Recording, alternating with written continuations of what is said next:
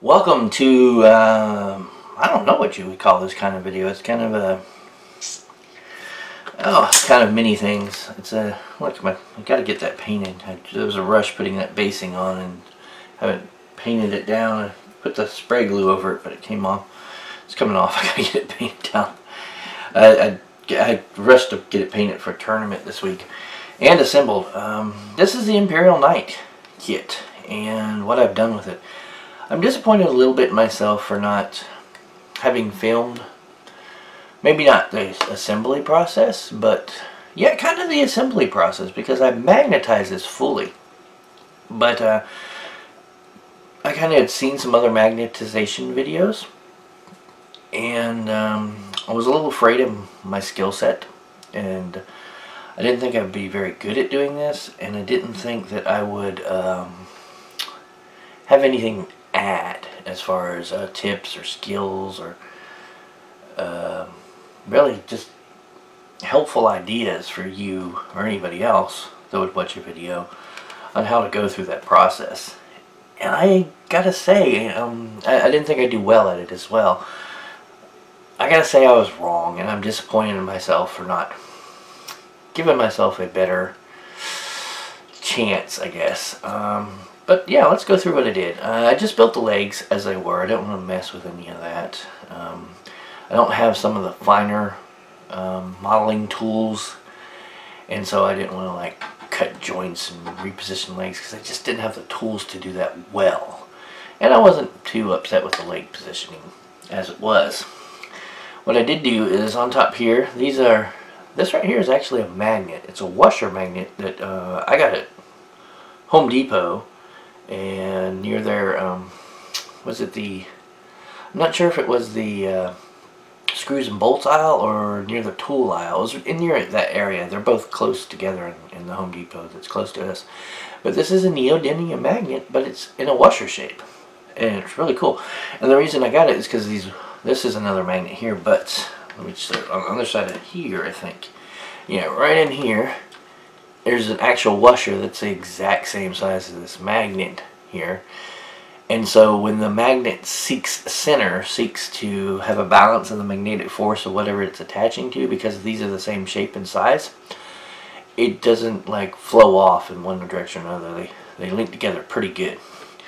And I know you're kind of looking at that and say, wait a minute, you have that magnet in your hand and then there's one here. The reason for that is because the magnet that's glued here has enough force to hold the knight just fine. If I can get it on there. Oops, that magnet popped off onto something else around here.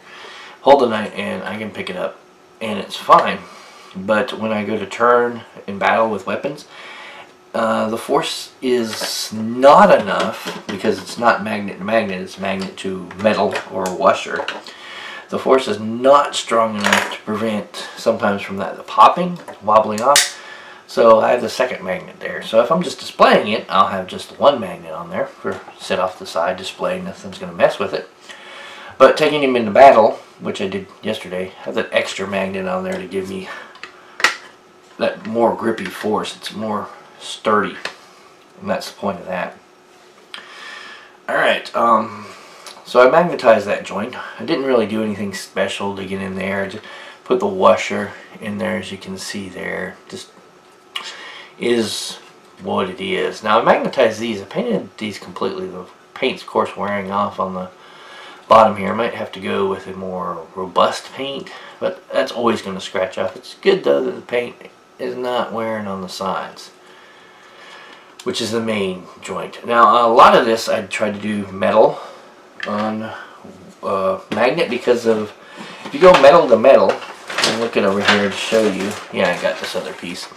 If you go metal to, or magnet to magnet, I can show you right here what the thing is. This is a full-size magnet, and the reason the arm connector joints are the same full-size magnet is what I was talking about. If you, let's go, let me pick this up with this arm. As you can see there, that decided to pick that up like that, right? It's seeking a force center, and sometimes when you use just a metal plate like this, on a magnet of a certain shape, it doesn't want to, directly connect where you want it to connect. It wants to go where it wants to go. and you might have your arm all wobbly off like that. And so that's why this joint, with the arms at least, I went magnet into magnet. Now the reason I didn't go magnet into magnet with many of the other joints as I could, I went magnet into metal because it's a little, as you can see when I'm pulling this off, whoops, that's not that hard. Comes right off. No big deal. Now watch what happens. I'm just going to lay this down here and bring this arm joint close over there.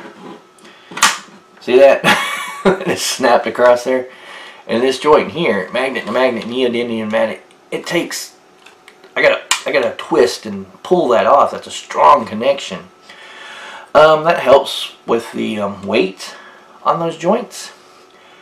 But the negative for me is that snap. You know, that I'm going to put an arm there, I've got to kind of hold this and kind of put my fingers in there, the skin, and kind of gently get that in. Because if I let that snap, it's going to, it may crack those magnets, the neodymium magnet. There's a small chance of that. But the paint is wearing off, and the wear and tear, and if I have the model sitting like this, and he's balanced, and I go to put that arm, it's going to snap and pull him off and fall, break something off. No bueno, right?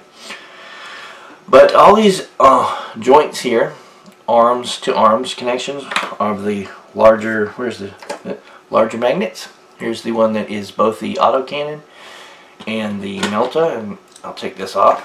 I'll show you that closer in a little bit. Chainsword, exact same way, right there. And the assault cannon, exact same connection. Paint's wearing too. I was using this extensively yesterday, so. So those are all like that. Now this side of all these connections is flat. This plastic right here is flat right in there, so you can just glue that magnet straight down, no issues. Now when you're assembling the robot, or knight, or whatever it is, battle suit, I'm trying to get the camera angle right, there we go. See if I get the light to shine, there we go, light shining there. This area right here, this plastic is actually like a socket joint, a nub. And what I did is I cut that off with a hobby saw. Then I smoothed it out with the hobby knife, and then just gave it a little buff with a sander, a little hobby sander, to get that smooth so I could put this magnet on it. And that gave me two nice smooth surfaces, so that when, let me just put a chainsword over here. It's not all the accessories aren't painted. I only managed to get painted what I was going to bring to the tournament, and barely at that. So you can see that joint there is really smooth and nice. The weapon can turn and be moved anyway. You want to replace it, just twist and pop it off. Alright, other magnetization that I did. Directly under this area where the rocket and missile pods go is a little washer, and what actually a washer magnet, because it's going through the plastic, which provides that separation and that not quite so pull. And on the bottom of this, I just cut off that little point that goes in there because it was useless, and put a magnet here, and that sticks rather easily right there, holds really good, and voila, no problems. I can swap out that pod, have it or not have it. I also have the exact, you get all these magnetized parts. They can do same thing with the little anti-aircraft gun, Icarus cannon, I think this is. Perfect, right on there. It can spin and elevate. It's fine, perfectly cool. That ULT breaking in. What I did here on the facing of these is, on this is the magnet. There's a magnet there, and there's a magnet there on these right here. Inside though, that is just a washer right there, and it's placed. I took a piece of sprue, I don't know if you can see it in the camera well, but I just glued a piece of sprue back in there, and it's actually see this well that this creates? This actually creates a well inside, a dip. And it's actually long enough to go in that well and then to the top, and it's glued up in there. But it's just far enough back because this here has a setback to it. As you can see, let me get the angle right there, that setback to it. So I didn't want it too far, or else it would like look like there'd be a gap and it wouldn't be sticking. But it's perfectly cool. See? No gap. Attaches. It's in the same spot for both, so they're not seeking a different center. And glue that in there. Nice. Whoop, wrong way. Nice and tight. So that is a magnetization point I did. I also magnetized this stubber and melta components here. There's just, right on top of this, there's just a tiny, oh, focus, just a tiny magnet on there. Just a tiny magnet on both. And I have the same magnet, right up in here, you see it? What I've done is this piece, usually there's a, right there, if you can see that little, oh, let me get my hand up in there, get this light higher too. Focus, right there, oh, turn it and focus, come on.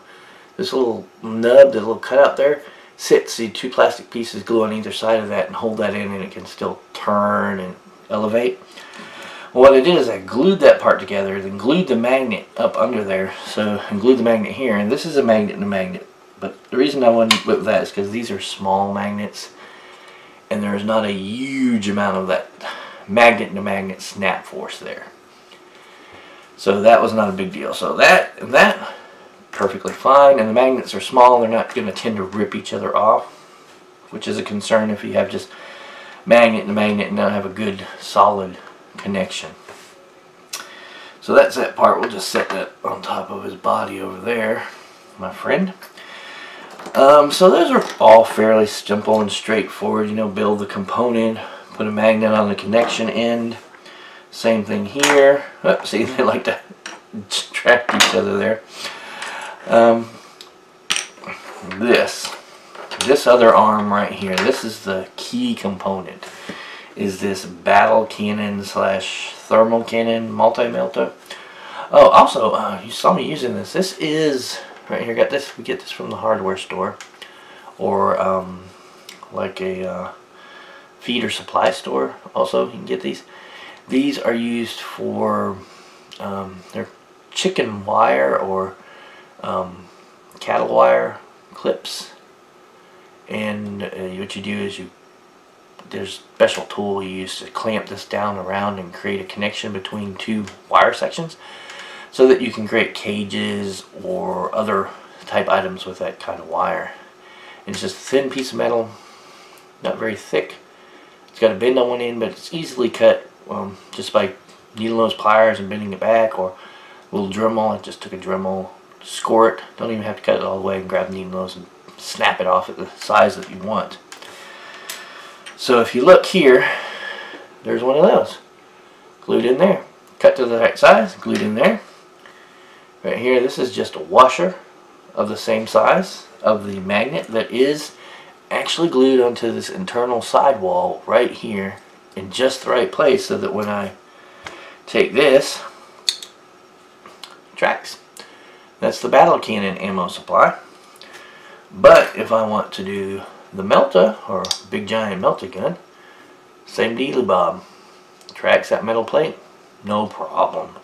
And it's not a super hard because it's through the plastic, it's a smaller magnet, and it's just enough to hold the weight of this. It's not, you know, it doesn't make, I gotta rip it off and it's really hard. No problem, right? Awesome. Also, there is a piece inside here that from here to here, this joint right here, where you saw that this one will connect.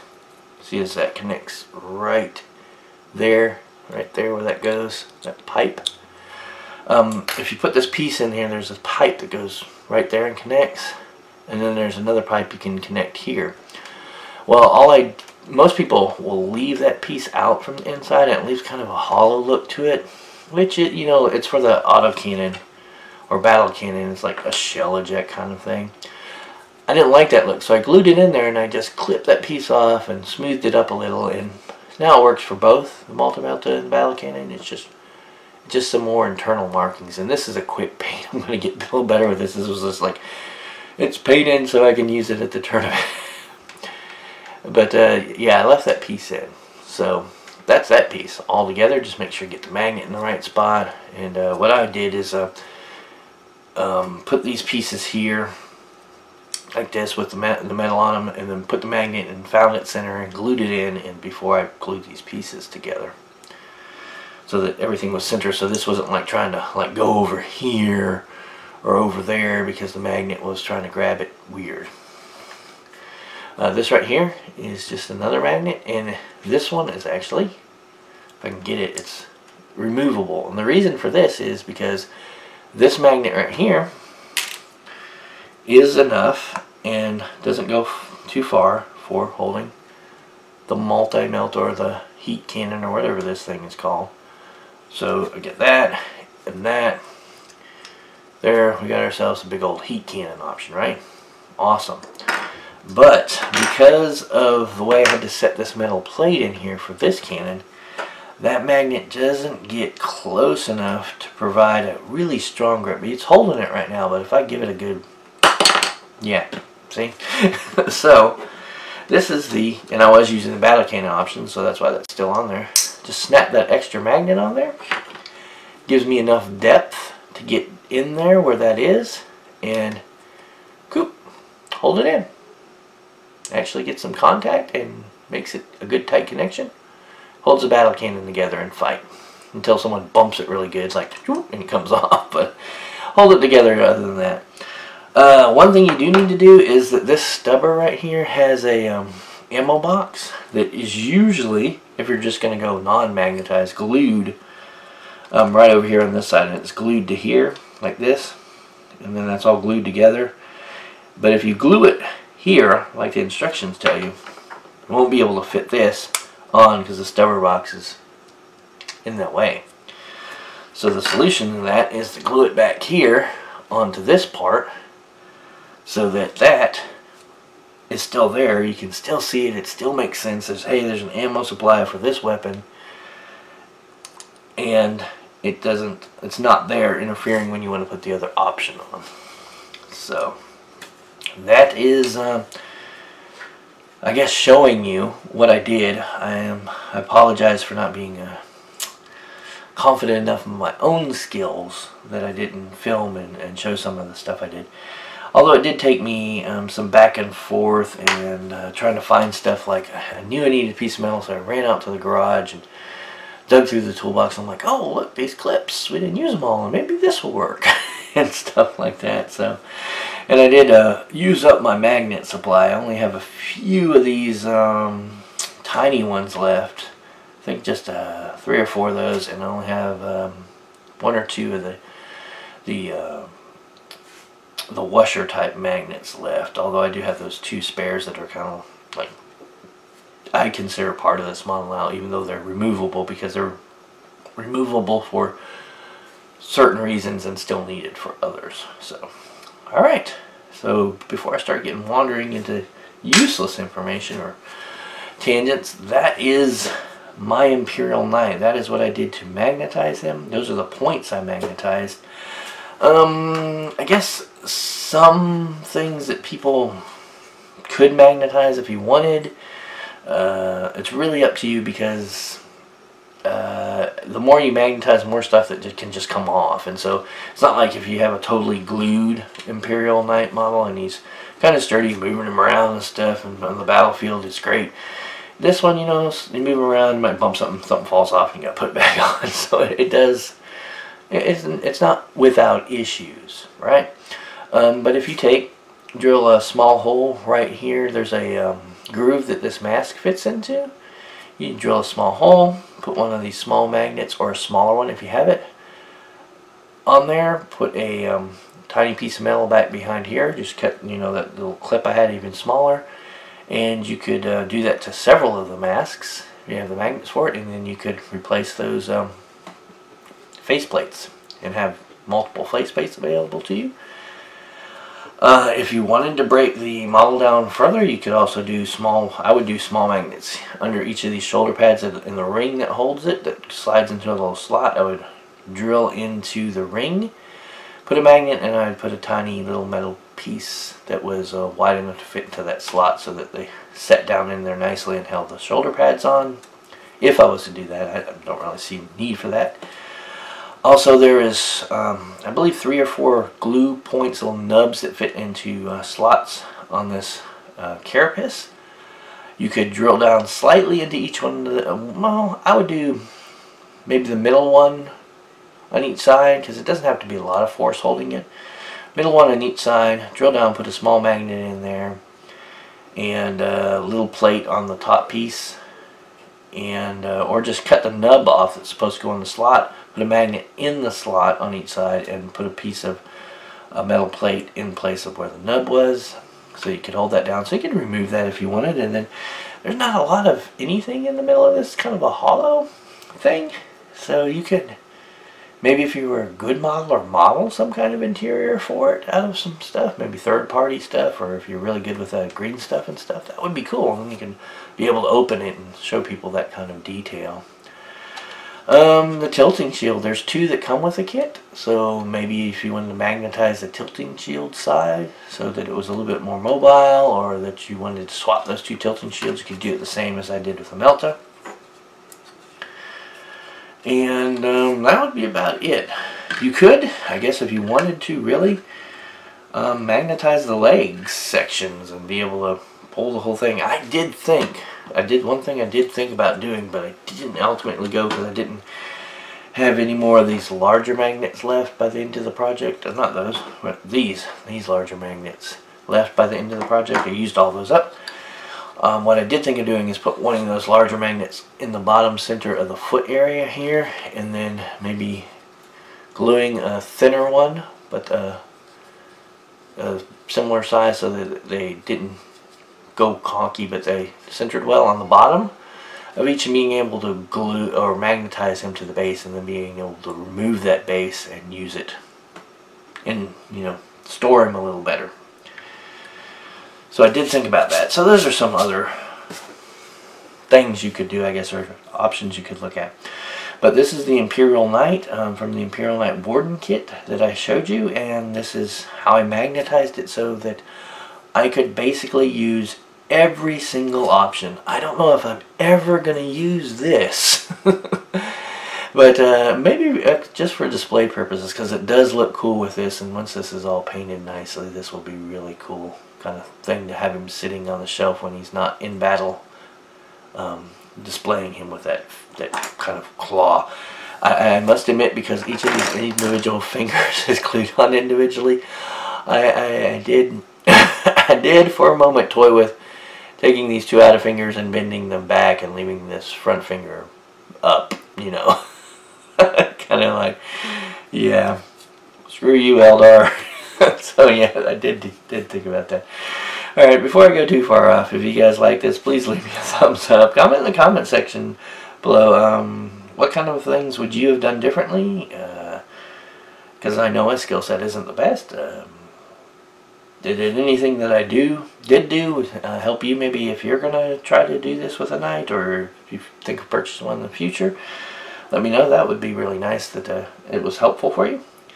And subscribe to the channel if you want updates on all these videos and other things, and not exclusively a model of GW channel, not exclusively a battle report of GW, and not exclusively a video game of GW. I do all 3 of those things. I do 40K and Warhammer when they do come out with good ones, rarely.